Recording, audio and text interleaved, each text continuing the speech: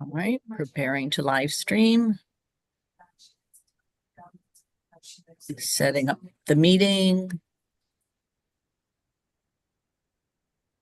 And we are live.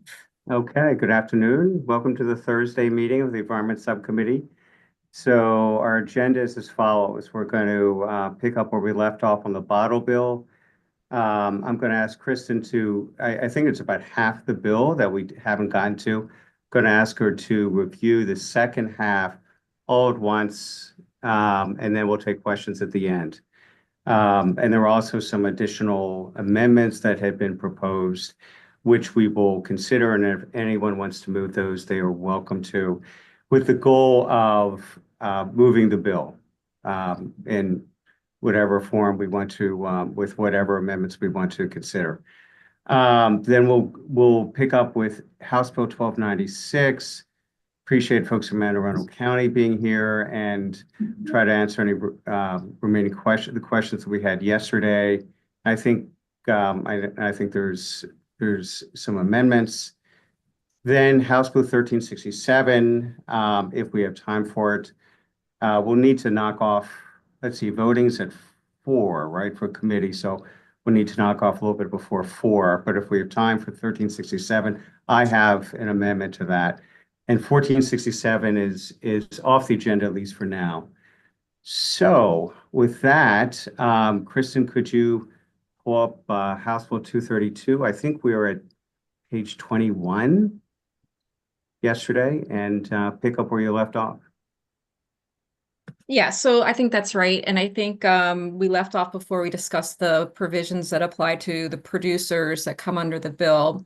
And so beginning, well, as amended with the delay dates. So beginning January 1st, 2031, a producer is prohibited from selling or distributing or importing a redeemable beverage container unless that producer is registered with MDE, has paid a registration fee, and is part of the Beverage Container Stewardship Organization. Okay. So then subsection C, let's see.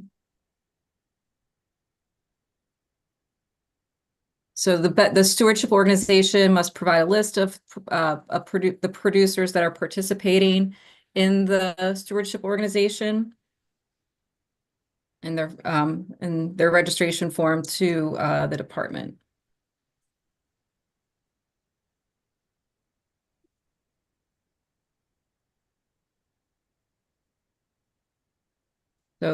So these provisions relate to the department must create a registration form that requires each producer participating in the beverage container stewardship organization to provide certain information. So this is, I don't know if you want me to read it, if you want to read it.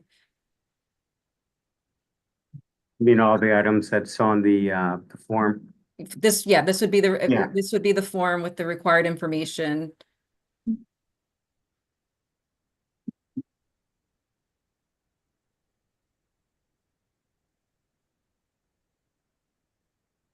Subsection E is just relating back to the required registration fee.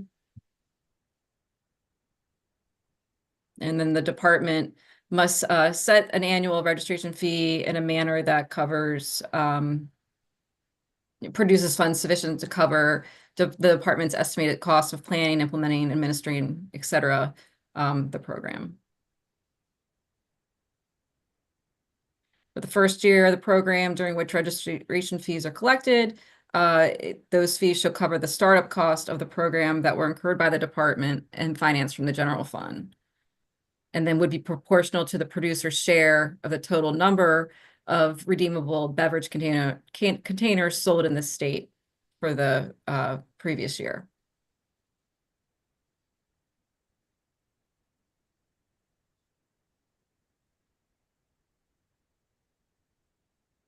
No, Gonzalo, and we're going to see you have your hands up, but we'll wait until the end to take your questions.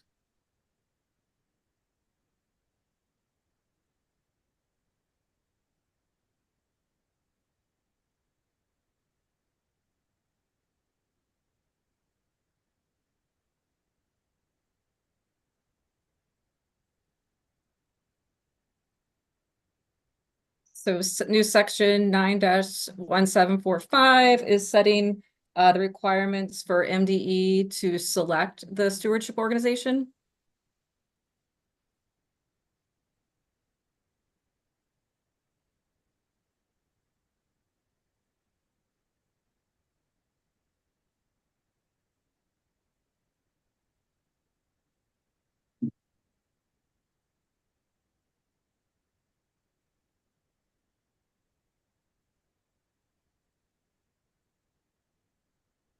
Right, and I guess there are provisions saying how the department can revoke the particular organization from being recognized as the stewardship organization if certain criteria are met.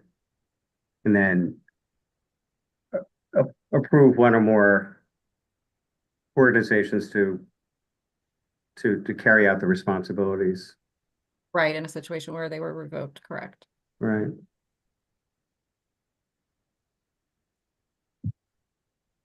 So then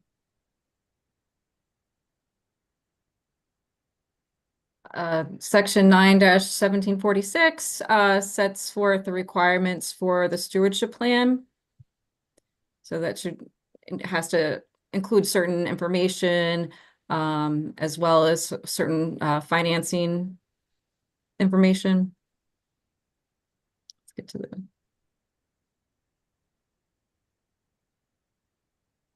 Kristen, one question I'm going to, no, never mind. I'll ask my question at the end. Consistent with the guidelines we set out. So go ahead.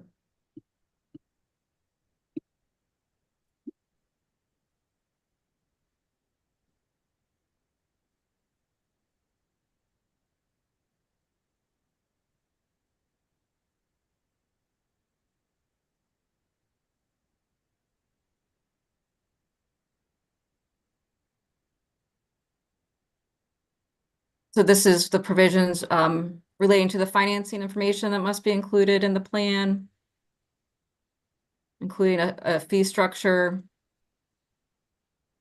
for the producers.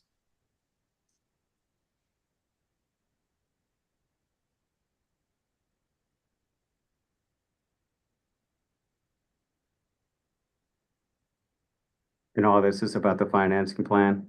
Yep, and then yeah, and we're down at the bottom. It's indicating that fee that must be paid by producers to the stewardship organization. So that would be set in a manner to cover the costs of administering the stewardship organization and implementing their plan.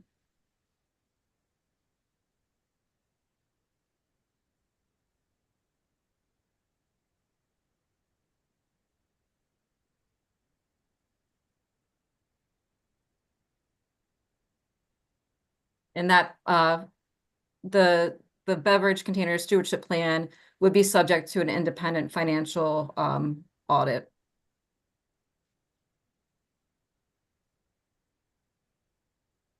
That would be to ensure that the proposed plan will cover the costs of implementing the plan.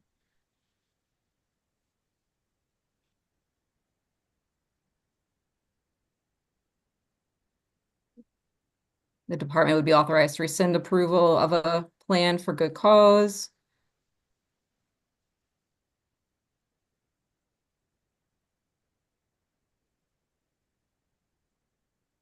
And an approved stewardship plan expires at the end of 5 years.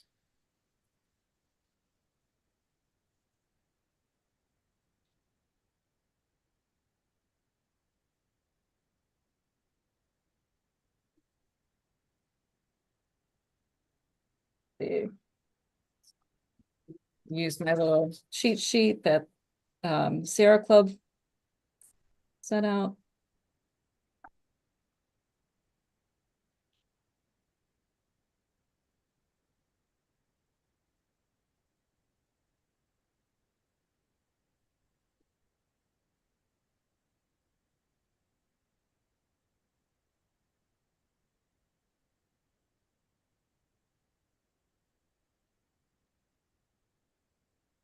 So this is relating to annual reporting requirements by the stewardship organization.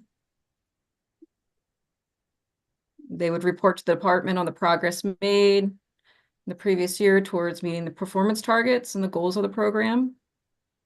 And the goals of the program and the stewardship plan.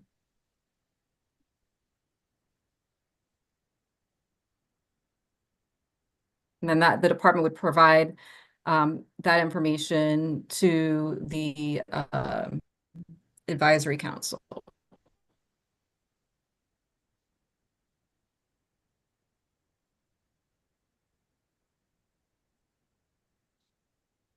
And this just further specifies the types of information that must be included in the report.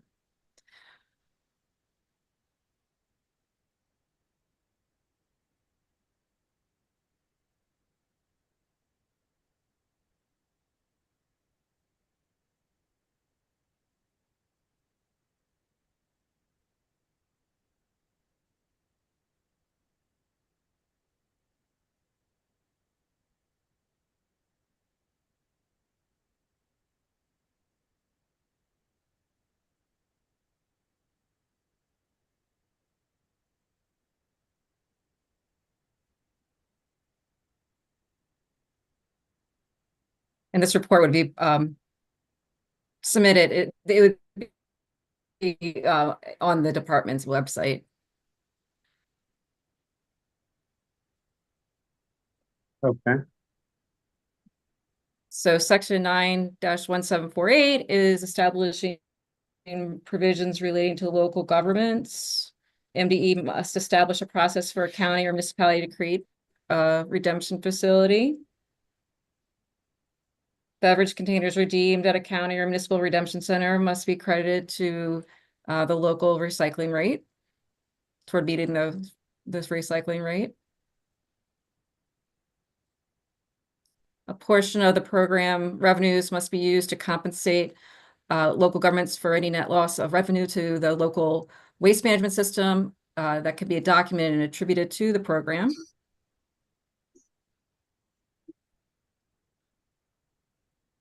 Then I guess the next provisions are the formula for figuring out what the loss of revenue is. Right.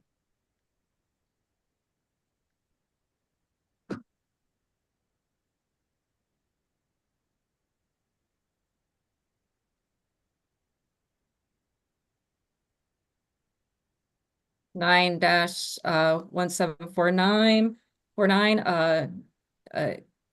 sets out how the program is financed.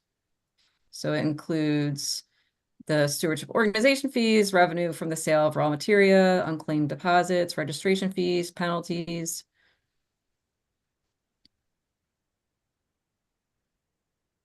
The next section is establishing the grant program, which would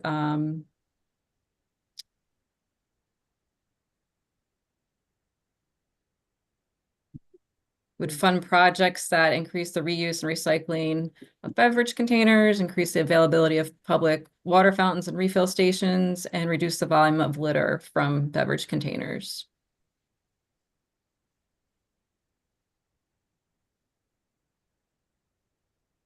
And they'd also have to include an evaluation of the investments and policies necessary to ensure that at least 10% of all beverage containers sold in the state are returned and refilled, which that's one of the program targets.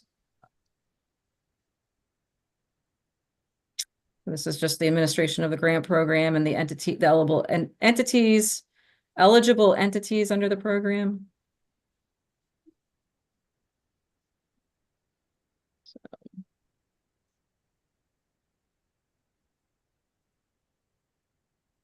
Sets out additional duties for the department. They, in consultation with the advisory council, they are required to establish convenience standards for coverage and availability of redemption options across the state, and ensure the convenience standards provide accessible redemption options for differently abled people and people who live in rural areas or low-income communities of color.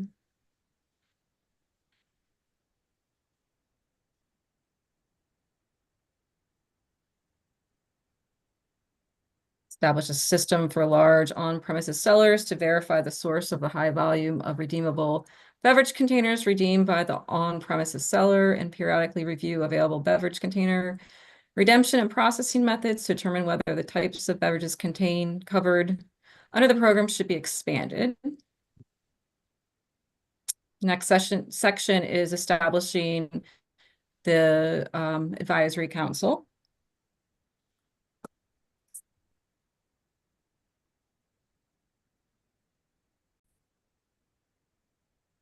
So it includes a number of stakeholders.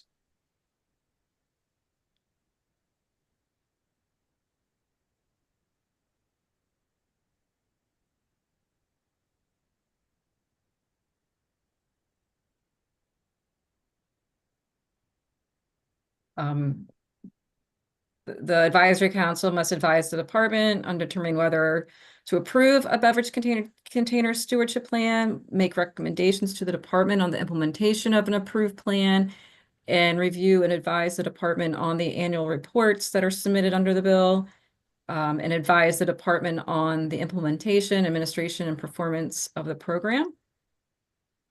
The department must adopt regulations to carry out the program. It authorizes the department to expand the types of beverage containers by regulation. If the department determines there are convenient redemption options for those types of beverage containers. This section sets forth penalty provisions.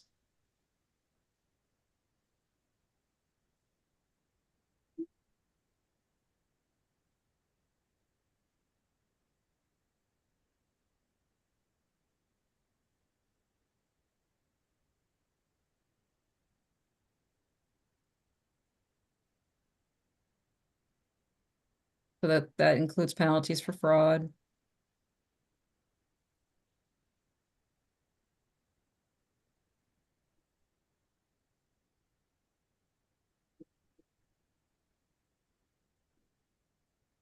And administrative penalties can be assessed on the stewardship organization if they're not meeting the redemption rates that are established under the bill.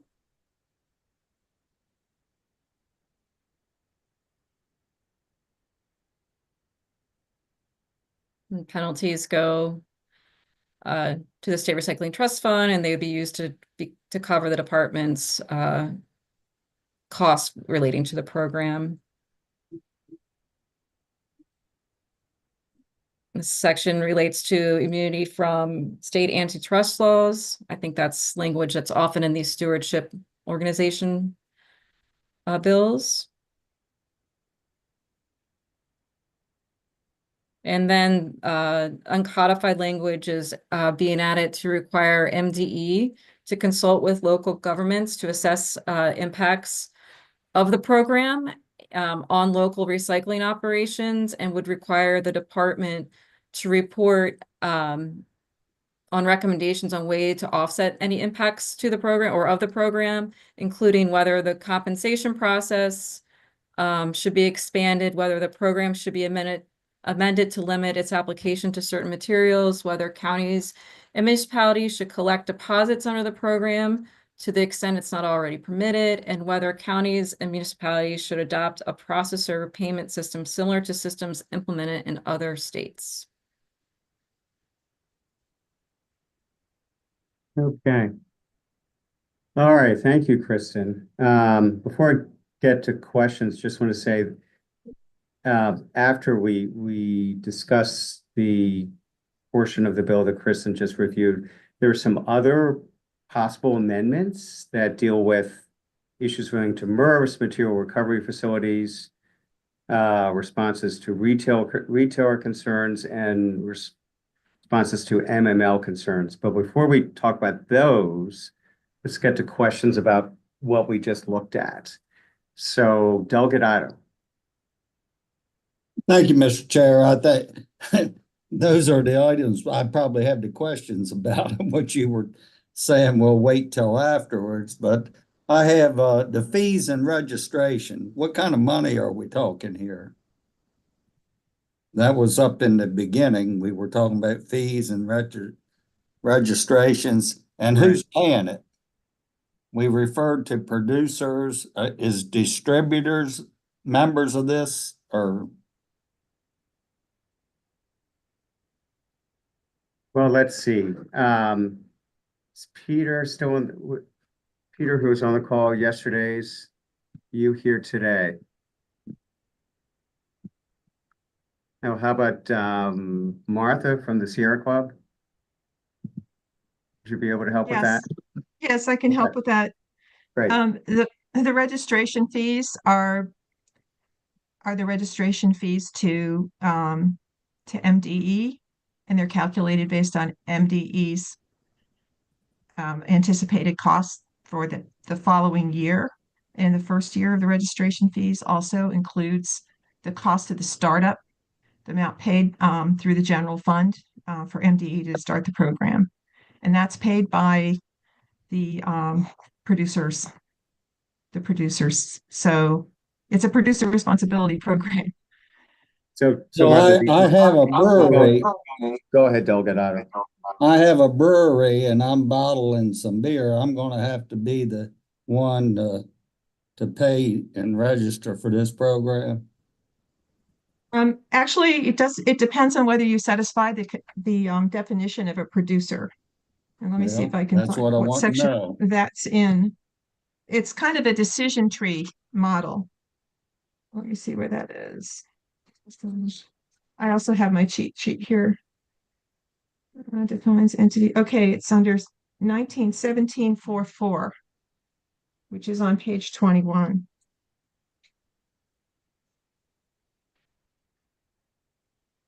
I'm bringing it up, I'm just getting there. Oh, thank you.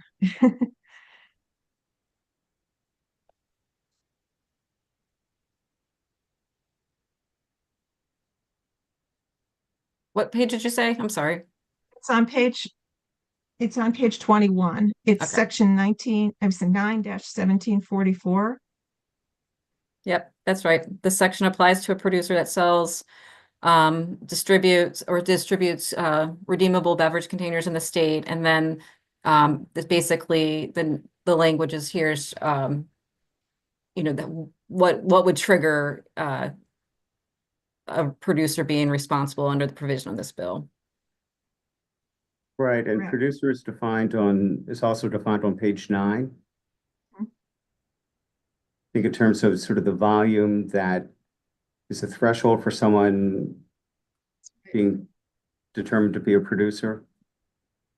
Right, there are thresholds here. Yeah, Kristen, it's on page 9. Yep, I was just looking at it. I'm sorry, I was looking Okay. at my own copy. There's the two parts. One is what it does not include it, and the other is this decision tree Right. for. Hard for me to share and look at my own paper. Hold on.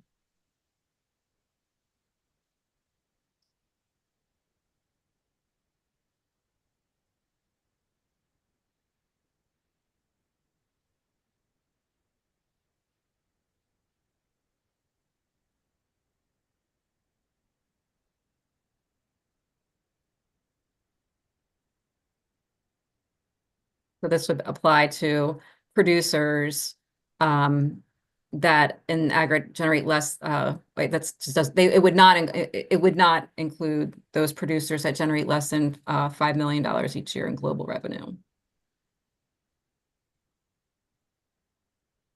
So you're talking about the Pepsi Colas, the Anheuser-Busch's and things such as that. Correct. So the distributors, my local beer distributor that wouldn't be responsible for anything under this bill. They wouldn't have to redeem these bottles or cans and take them back to their plant. Would you like me to answer that? No, the beverage containers will be picked up when they're redeemed by the stewardship organization, Okay. whether that be from customers or from restaurants, those on-premises sellers. Yeah, so they would be responsible for taking anything back. unless there was some arrangement with the stewardship organization that they were fulfilling, on contract. Okay, they'd be compensated there somehow. That's the next point, the stewardship organization. Is this subject to the regular state procurement rules that we receive bids and pick the appropriate place, or the department can just select one off the wall? And how many of these groups exist now that could fulfill the needs of this bill? So we went through the section that talked about the selection of the stewardship organization, and I'm not a lawyer, but I would assume that they would have to comply with whatever the rules are in Maryland.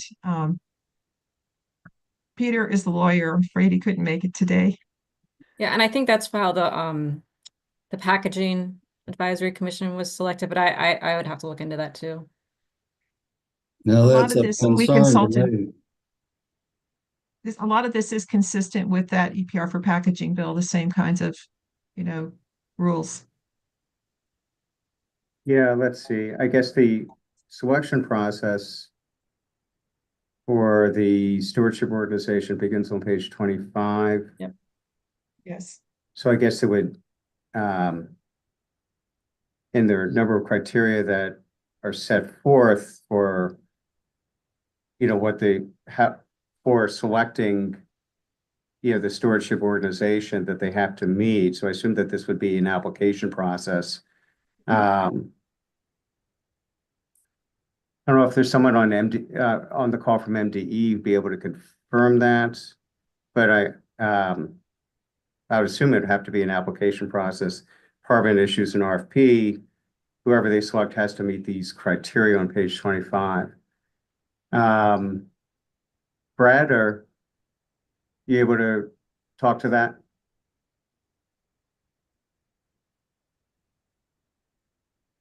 Yes, and thank you, delegates and chairman, for the opportunity to provide some input on this. So I could talk a little bit about what we did for the packaging EPR, Producer Responsibility Organization. We did have an application that we put on our website. We sent it to organizations that we knew that were interested. We also asked our stakeholders to distribute that application as well, just to kind of get the word out. And I forget if we gave 30 or 45 days to respond to that. And then we received and reviewed the application. In the case of packaging EPR, we only received one. Although I think in well, I don't know, so I won't speak to that. But we did receive one, and we did have essentially an interview with the representatives of the Producer Responsibility Organization after the fact, because although we received one, we still had some questions for them on their application. And then we ended up sending a letter to that organization, letting them know that they had been selected as the Producer Responsibility Organization. So that's kind of the process that we did. If the state is, it might change a little bit and I don't think it's this case, but if the state is given money to go out to procure an organization to do this, then we might have to be subject to procurement laws. And I'm not necessarily the expert on that. I want one of our procurement people to talk on that. But that would be a little bit more drawn out process. Is there an anticipated number of organizations that could meet the criteria we have in this bill? That is a good question. We can, I'm not sure about how many organizations do this, but we can definitely get back to you on that. But we're requiring our producers or people to pay fees to them. The producers, so talking about the packaging EPR, the producers actually founded the nonprofit. There was a list of 17 producers. It was like Coca-Cola, Pepsi, Walmart, stuff like that. And so the producer responsibility organization was actually a nonprofit that was founded by those. So that, so yeah, I don't know if that Okay. exactly answers your Yeah, I question. think you told me what I wanted to know. Yeah. All right, Okay, Delegate, any other questions you have? yeah, the cost recovery. That would be made up by these registration fees that the producers have to pay. And you'll know more about that after the program starts, I take it. And there was something said, this bill has a 5-year sunset. Did I understand that correctly? Kristen, what's the sunset on this? I don't think there was a sunset on, No, Well, there Under was the- some element in there that you said, for 5-year termination or something. I think something needs to be a plan, maybe a producer plan has a 5-year. I'll have to look at the bill, but I think it relates to the plan would last have a term of 5 years. Okay, so that's And the grant program. Where is that money coming from? It was like $5 million. Bring up those. Actually, provisions. that's the best part of the bill, I thought, but just how we find the money for it, I guess, but.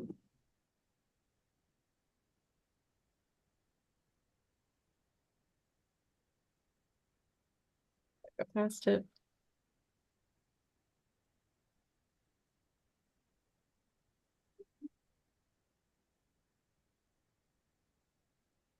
Yeah, there's 5 million there. Yeah, so the grant program may award up to $5 million in grants. And this is from the unclaimed deposits that are transferred to a separate account under the state recycling fund, trust fund. So that would be the people that returned the bottles, but didn't claim the money. Well, they didn't return their bottles to get the deposit back. Okay, and that's the third party stewardship is accounting for that The and then unclaimed, transferring it to the department. I believe so. Let me. Yeah, Martha, can you confirm that? So there's a fund that has the deposits in it to pay out, and separately something for the unredeemed deposits. And those unredeemed deposits may only be used to further advance the objectives of the program, except for the amount that's transferred to the grant program for reusable, for development of reuse. So it is not revenue it's not revenue going to the producers. It's there to promote the program. But it's a cost to the consumer. I'm sorry, say that again. It's a cost to the consumer, though. Would For those who represent- choose, Well, go ahead, Martha. I was just going to say, for those who decide that they don't want to redeem their containers or donate them to someone else to redeem, it's their decision. And Josh, I see you've got your hand up. Anything you want to add on that point? No, thank you. No. Okay. All Thank right, you, Mr. Chair. sure. Delegate Morgan? Thank you, Mr. Chair. A couple esoteric questions. What I haven't seen, and Kristen helped me, I haven't seen anything really pertaining to liquor bottles. How is that in here for liquor stores? I'm assuming that those bottles count too, correct? I'm gonna pull up the definition of a beverage container. Um,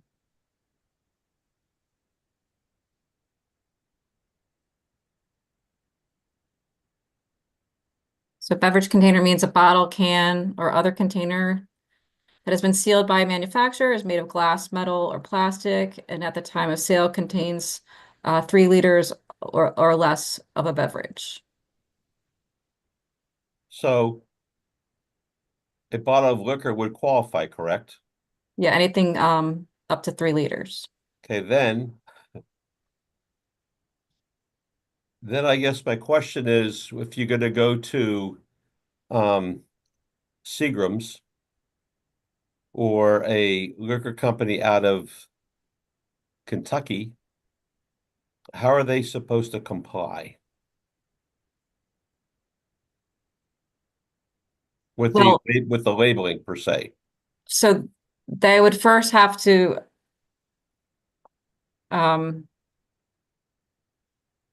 actually, I'm getting turned around here on the producer's responsibility. I don't know. Let me see. Yeah, so Doug and Morgan talk about the requirement that it be stamped like MD or Maryland, so that it was sold within the states. Yeah. Yeah, okay. Fair question. Anyone on the call that could answer that? You know, how would a Seagram's know about the amount that's being sold to distributors that are, you know, selling within the state? Josh? You have your hand up? No? I was popping in just in case as backup for Martha. So I'll let Okay, Martha, if she's Martha. available, I'll let her do it. Okay. Okay, So when it comes into the state, if it's whoever imports it into the state or whoever's distributed in the state, local manufacturers, that's when the deposit would be, that's the person who initiates the deposit. But the labeling, and you'll notice this on liquor bottles, the states that have a deposit in liquor, they're usually on the liquor bottles, sold everywhere in the country.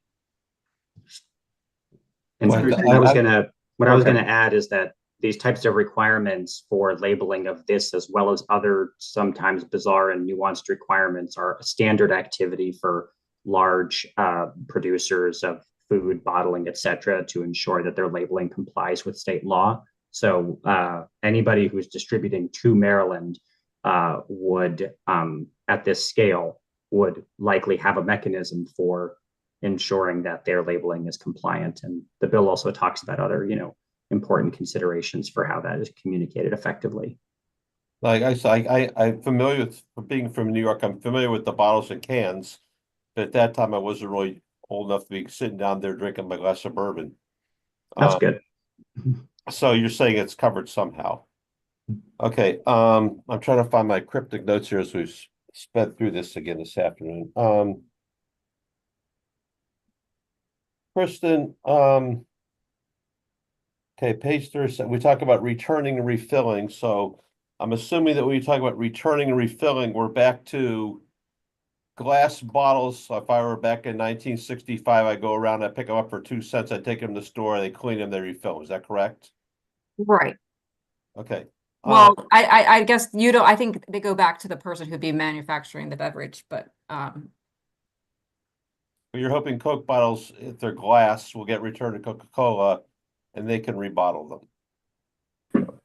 I think that's right. Okay, on page 9, you talk about number of bottles and gross revenues, I believe. So is this somehow a way to protect our local state wineries, which is a big ag tourism business that I know Secretary Addix and guys are promoting?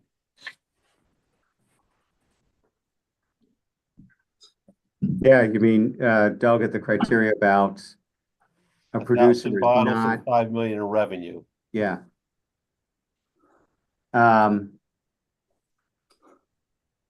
Anyone on the call from the Sierra Club or otherwise who can answer that? I assume that's the case, but Oh, anyone who can help with that particular, Martha? you know, So, sort of the thresholds so the there? question is that if there's a local winery that has less than $5 million a year in global revenue, then it would be excluded. Is that your question, Delegate Morgan? Just doing some real quick math. Yeah, so we're talking about $5 million a year in revenue and 1,000 bottles per year. I'm just trying to make sure that Sure. whatever we're going to do is not going to discourage our ag tourism business of local wineries, local brewers, et cetera, which are popping up all over the state. I can't say anything about them because I don't know enough, but let's just say California also has a bottle bill. And that has a- California is 10 times the size of Maryland, so let's get more realistic. Right. And New York too. New York also had, well, all I'm saying is that you would have to look to see I have no idea what their revenues are, honestly. But if they sell less than fewer than 1,000 redeemable, or if their aggregate global revenue is less than $5 million. And let's just not forget that even the organizations, the producers that join the stewardship organization, their fees are assessed in relation to how much they are actually selling. So if it's a small organization, it's not going to be very much. If it's Coke or Pepsi, it's going to be a lot. I see how you're trying to double down. I get that part. No, I'm just trying to explain that it's not that all the producers aren't paying the same fees if they're considered producers. It depends on how much they're selling in the state. Martha, are these thresholds, you know, about the 1,000 containers or $5 million in sales, are these from other states? We did take, yes, yes. They are Okay. from other states and other models. We went through a bunch of them, some of them were only $1 million. And we heard that was actually not a really good choice. It'd be better to have 5 million. This was done so long ago, I can't remember exactly which places we Okay. took it from, but if you'd like to know, I can look it up. I'm just trying to make sure when you're doing and proposing the bill, how it's scalable. If you use New York and you use California, I mean, California's got vineyards all over the place. We got Napa Valley, blah, blah, blah. We don't have a tremendous amount of, you know, depending on where you are, wine producing areas. So making sure we're not trying to compare a number that you've come up with against a California or Finger Lakes of New York or something like that. Does that make sense? Yeah, well, I guess our wineries would be much smaller than those other ones, so Again, we I could use the word check scale. it. Yeah, Okay, on the costs, on producer costs on page 24, it said that the costs will be to set this thing up taken by the general fund, if I remember correctly. My Startup next costs. question becomes when you come up with a producer organization, or I think you refer to as a stewardship organization. Could a stewardship organization become a subset of an NGO?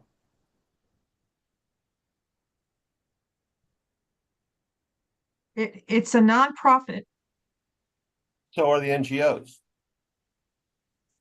right? I'm not sure. Actually, I guess I don't understand the Could the question. could the Yep. could the stewardship organization be a nonprofit subset of an NGO? I sup I I mean, I think it is suppose. largely I'm sorry. No, go ahead, Josh. I'm not sure I understand. I think it is largely envisioned as a standalone NGO that would serve this particular purpose. But I believe, and we'll double check as we go, that that's not a constraint. So if somebody thought that they would be the ideal manager for this, they could come forward and make their case under the criteria. Okay, if that's the case, then will the NGO or the producer or the stewardship organization, I'll make sure I get my words right, be in place before this program starts? Would you have chosen the stewardship organization prior? Yes. Then if the stewardship organization has been chosen prior, and since this is an investment with a stewardship organization, while it be defined as a nonprofit, we understand, I'm an accounting guy, I know how finance guy, I know how this stuff works. Why would the stewardship organization then not take responsibility for the setup costs instead of putting it on the general taxpayers of Maryland? Recognizing you're going to have a loss to begin with, but you're going to make up for it later on as the program is implemented.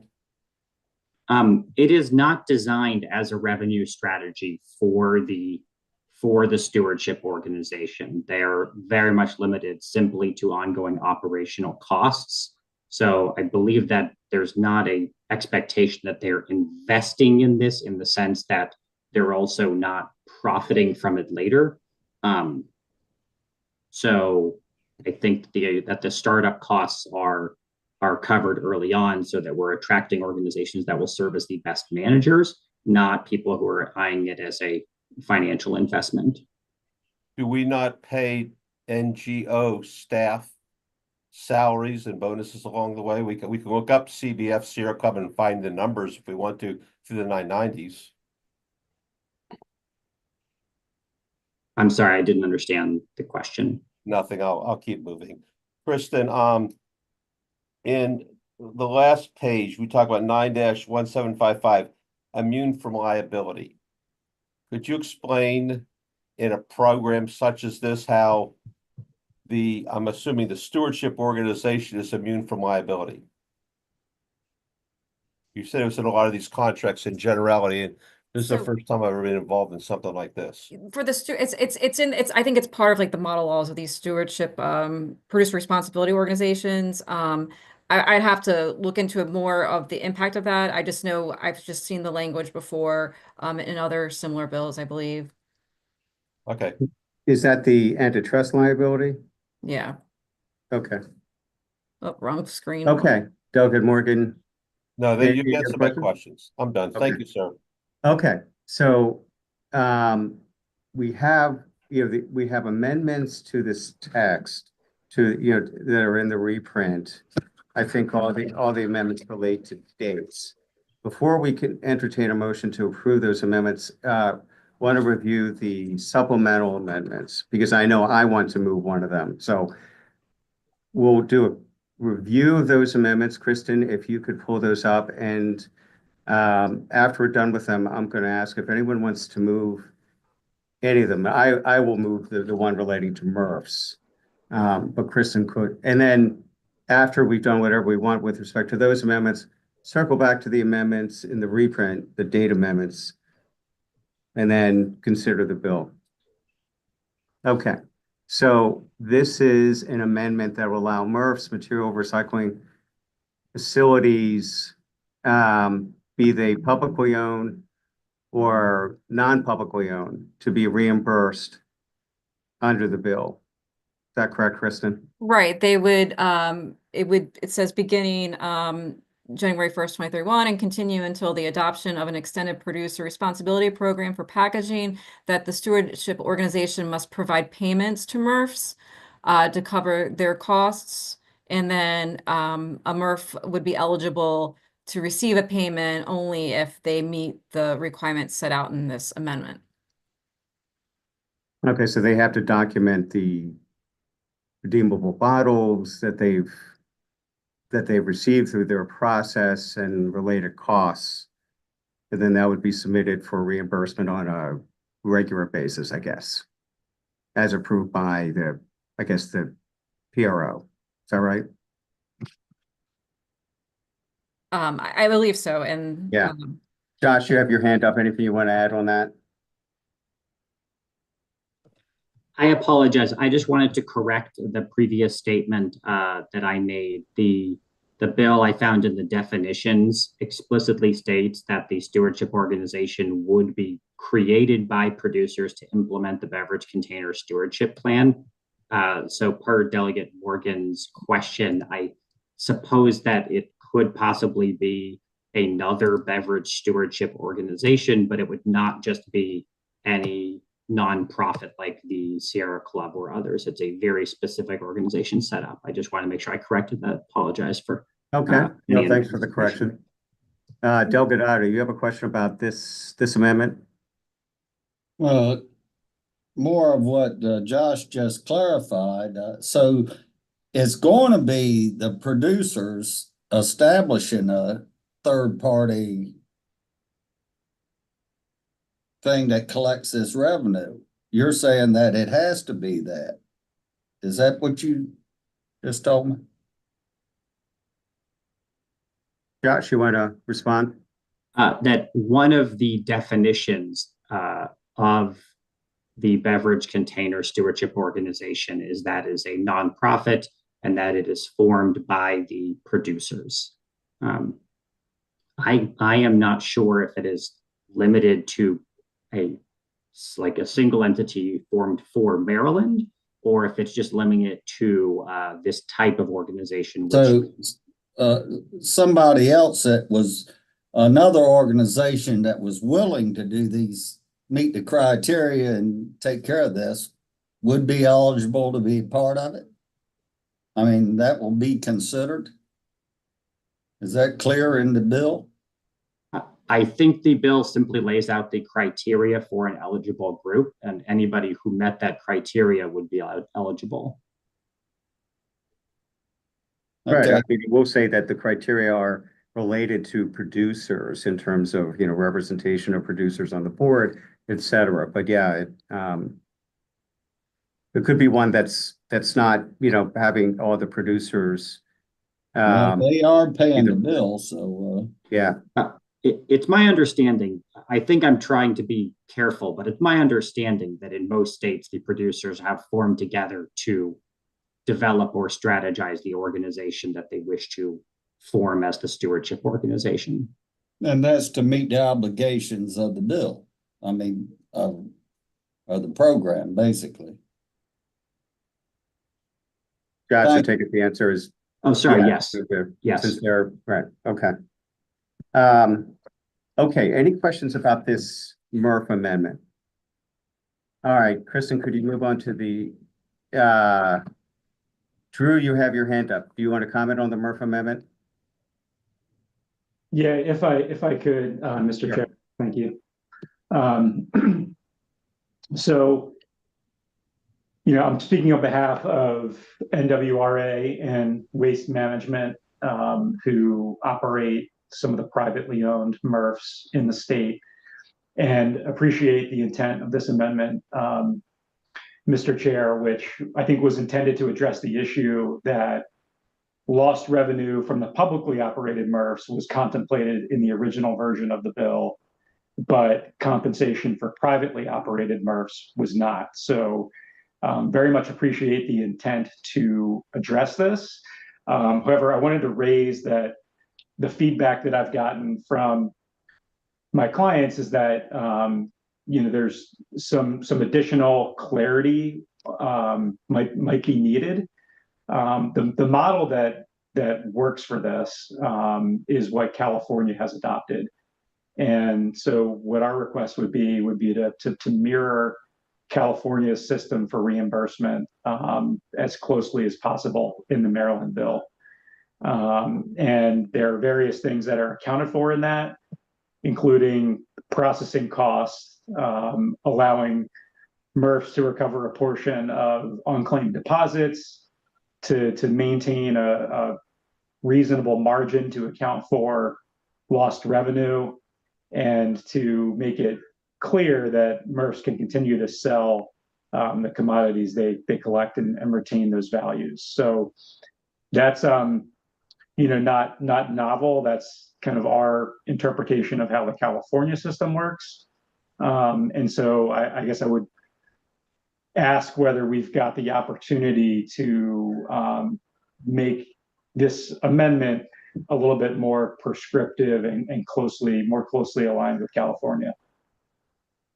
Drew, I'll say yes, but for purposes of the subcommittee, we're going to go, well, I'm going to recommend this one, but between subcommittee approval and presentation to the full committee, if you want to get me language, I'd be happy to consider it with, but don't want to hold up, approval of the bill by the subcommittee today. But I know that is an issue that has been raised before, so recognition of that, I'll say if you want to follow up with me offline, I can circulate language to the subcommittee that perhaps could substitute for this. but I don't want to delay the full bill for another day. Understood. Thank you for the consideration, Mr. Chair. Sure. We'll work with you. We'll get you something. Okay, all right, could we move to the next amendment? Kristen?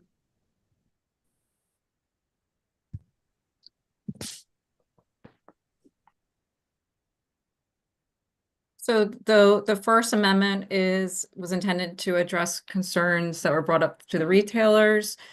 It adds language on how to where the provisions relating to like how refunds are provided, and adds language to say that the refunds could be provided in the form of a receipt from an account-based redemption center, and then language is added to require the stewardship organization to reimburse a retailer for the value of valid receipts that are redeemed by consumers.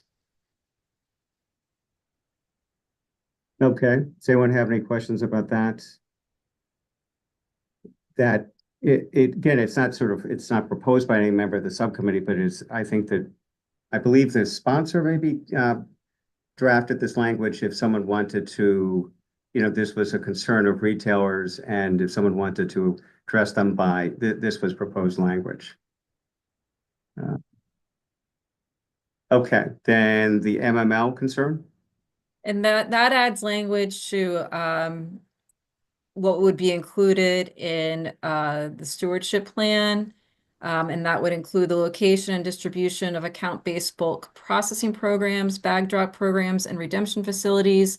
The organization will develop as necessary to comply with the convenience standards that are established by MD under the bill and achieve the performance standards under the bill. And it would also add language that the plan would detail the actions the organization will take to ensure the plan is implemented in a manner that complies with the requirements of, okay, I have to look back because I had that written down on what subsection D is, but I don't have that in front of me right now.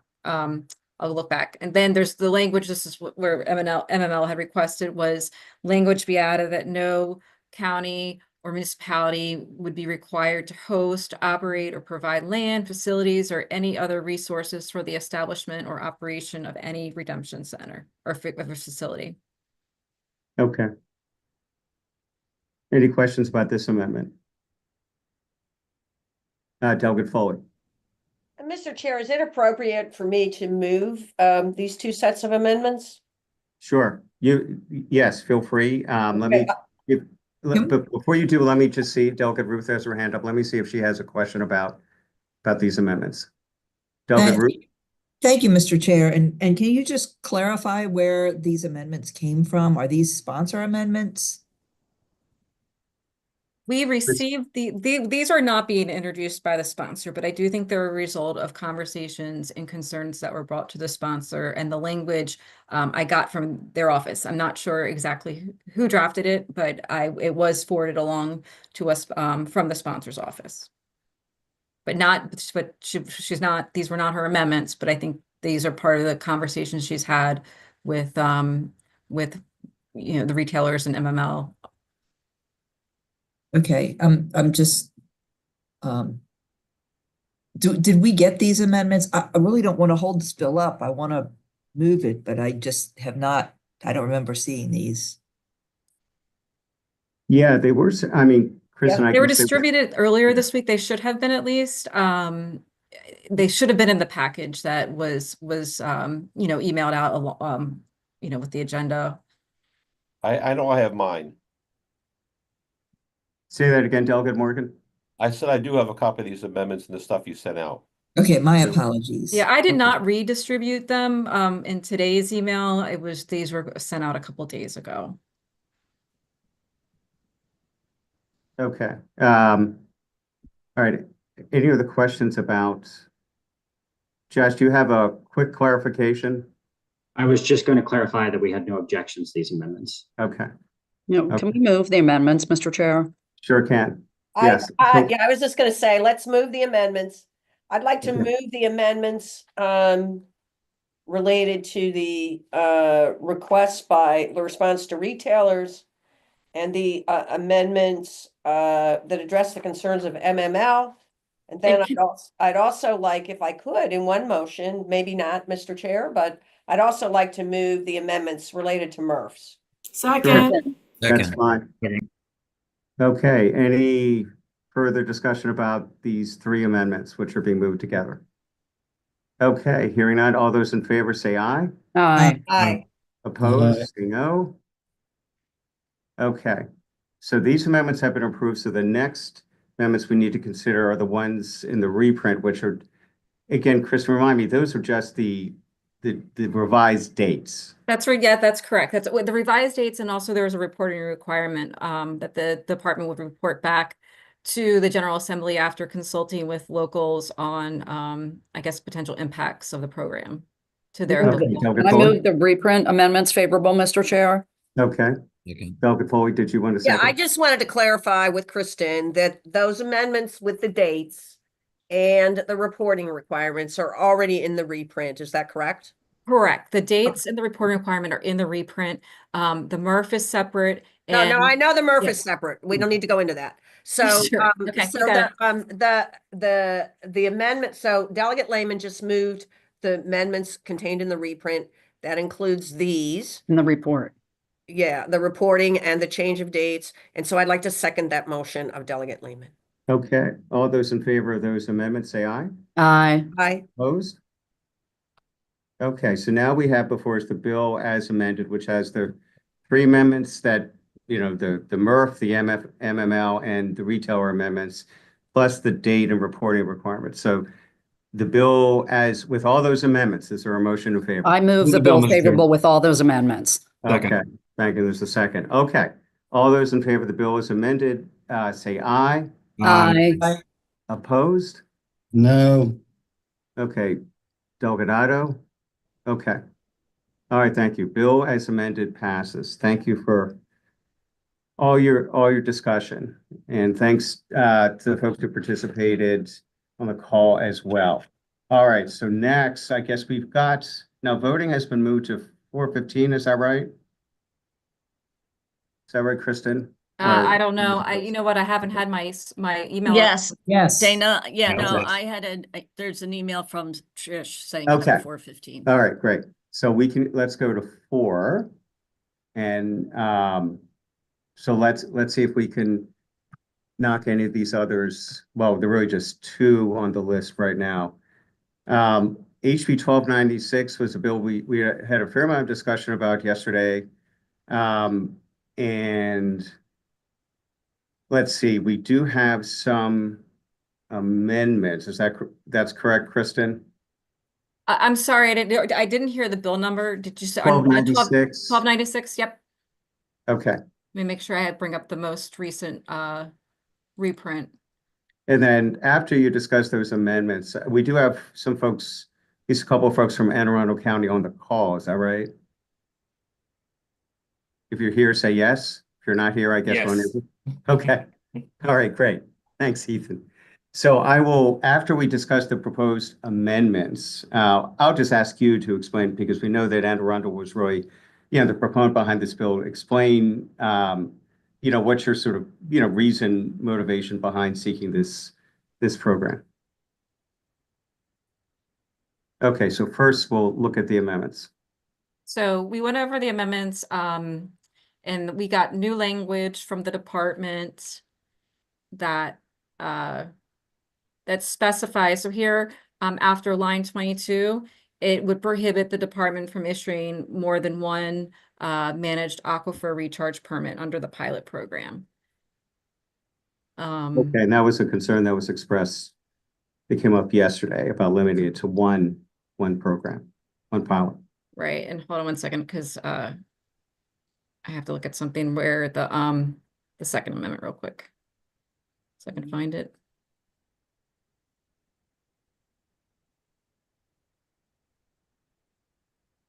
All right, that's right. It was the reporting.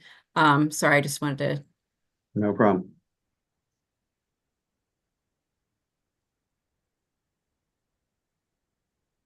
So there's a reporting requirement in the bill, and they're just delaying it to become effective Oh, shoot. Okay, so no.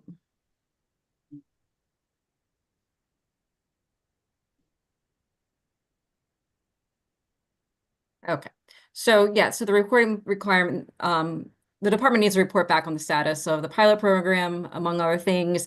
And the reporting requirement, as introduced, indicated that report would be due on or before December 31st each year. Well, this would be on or before December 31st, 2028, and then each December 31st thereafter. So it would push out the reporting requirement a little bit. Okay. Any questions about these amendments, Delegate Foley? Okay, I'm a little confused because before, we went online, there was a little bit of a back and forth with Delegate Baylor, and I just want to know, are those amendments in there, Delegate Baylor, are those amendments that you talked about earlier, are they in the bill now? I was talking about a different bill, not this bill. Oh, I'm sorry. Okay. No problem. Go ahead. Okay, sorry. Never mind. Okay. Delegate Baylor, amendments, did Mr. you Chair. want to add it? I'm sorry? Move the amendments, Mr. Chair. Okay. Second. All right, we'll move the amendments. Is there a second for the I'll amendment? second it. Okay. After we move the amendments, I do want to ask Ethan from Anne Arundel County to explain sort of the background for this bill. So we'll hopefully approve the amendments, then we'll turn to him, and then we'll consider the bill as amended. So all those in favor of the amendment, say aye. Aye. Aye. Opposed? Okay, so we'll hold the bill as amended for 1 second. Well, 1 minute. Ethan. Thank you, Mr. Chair. I'm Ethan Hunt. For all of you who don't know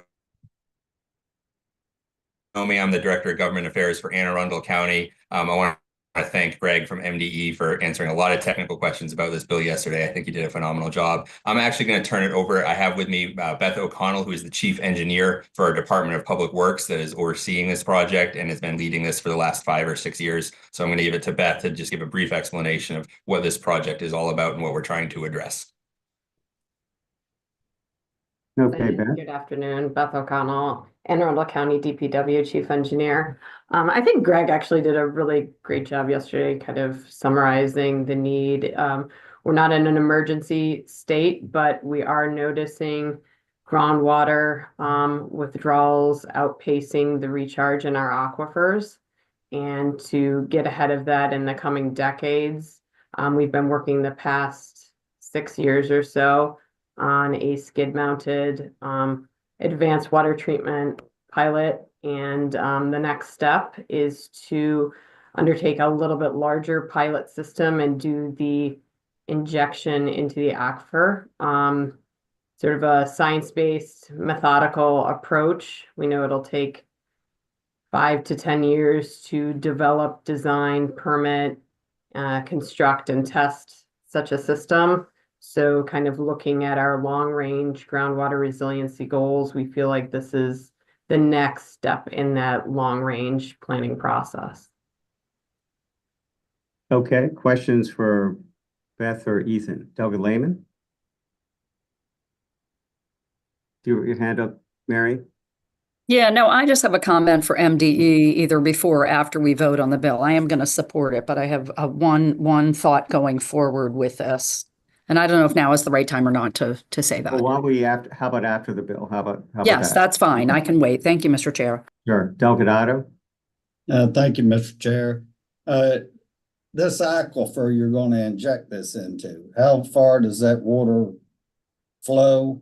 And I'm concerned about this, and I think you are taking a good approach. And if you've limited to one site, I'm comfortable to some extent, but how far will the water flow from where you're injecting it? Right. So we haven't yet picked a site with MDE. The first step, and it's outlined in the bill, is to actually perform quarterly testing over a year to determine that water travel time. But based on sort of a rough estimate of our projects, basically even within a 10-year life cycle, it would just then start to reach the boundaries of our plant property. So that's sort of, I guess, a rough estimate of like the travel time of water within the aquifer. Well, I have a lot of faith in MDE's water folks too, so I trust what they tell me. Thank you. Okay, thank you. Delegate Foley? Yes, and thank you, Mr. Chair. And I apologize. I am getting my bills mixed up, but I just want to understand, is this bill now only, the pilot project is only Anne Arundel County? Am I correct on that, Mr. Chair? No. Well, it doesn't specify.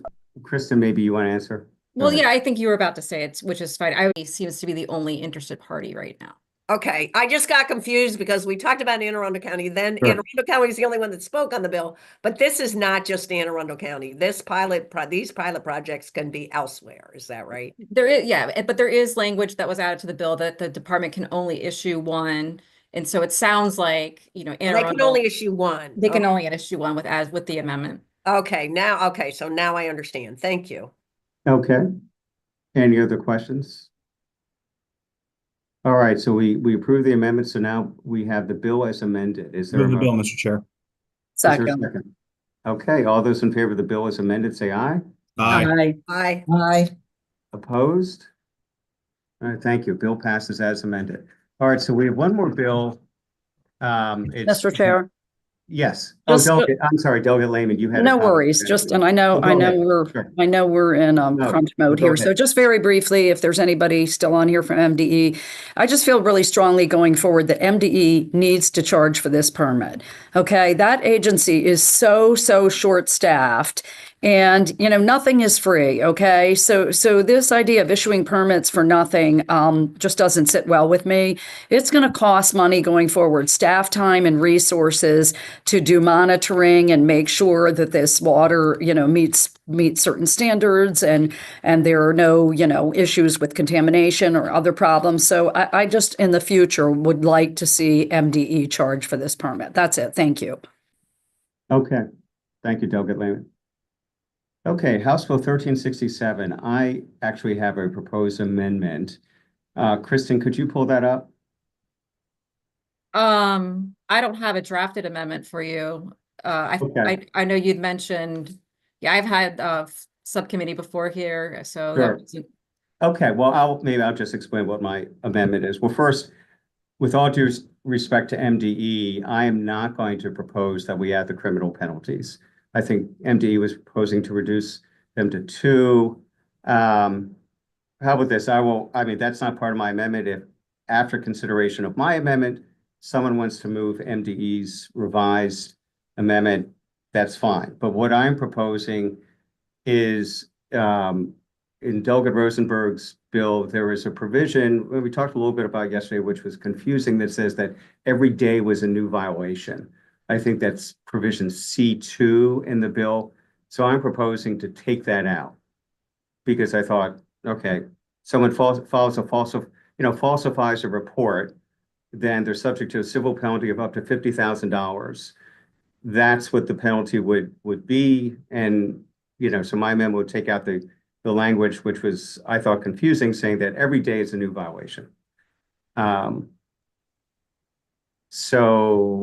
Delegate Foley? Yes, Mr. Chair, first of all, I do think that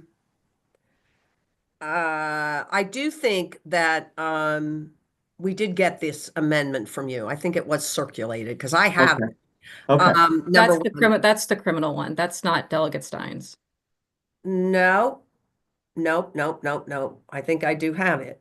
I didn't draft it, so I'm not sure where it came from. Yeah, I think it doesn't look like it was drafted, but I think we got something on it. It says a person who knowingly falsifies information that is submitted in a report of this subtitle is guilty of a misdemeanor and on conviction is subject to a fine not exceeding $50,000. Oh, it does say that. Okay, so that's MDE's criminal. No, it's struck. That's struck in Delegate Stein's amendment. That is struck. In the amendment I received today, From that MDE. language is struck. So they were replacing it with new language about it would say each day for a falsifying report, I believe. Yeah, each falsified report, right? Yeah. Yeah. Right. So each day is struck, each falsified report. So I agree. What I was going to say was, I agree with Delegate Stein's amendments. I would like to move those amendments. Second. Okay, Delgado, you have your hand up? All right, so what are we talking about here? Delegate Stein, I think your amendment is fine. That's appropriate. And actually, the MDE amendment is appropriate too. Are we voting on both of them together right now, or? Well, how about this? Why don't we vote on? I'm confused. Yeah, we're going to vote on what's on the screen right now, which is my amendment to take, and MDE may have included it as well in theirs, but to take out subsection 2 there that's in red. So you would Yes. just have C1 about someone who submits a falsified report, is subject to a penalty of up to $50,000. But then the second part about each day a violation occurs, my amendment is to take that out. So That's now what we're voting on now. Right I now, moved yes. the amendment, so. Okay. All right, thank you. And we have a second for that? It was already moved and seconded, but yes, Mr. Chair. Okay, very good. All right, all those in favor of this amendment, say aye. Aye. Opposed?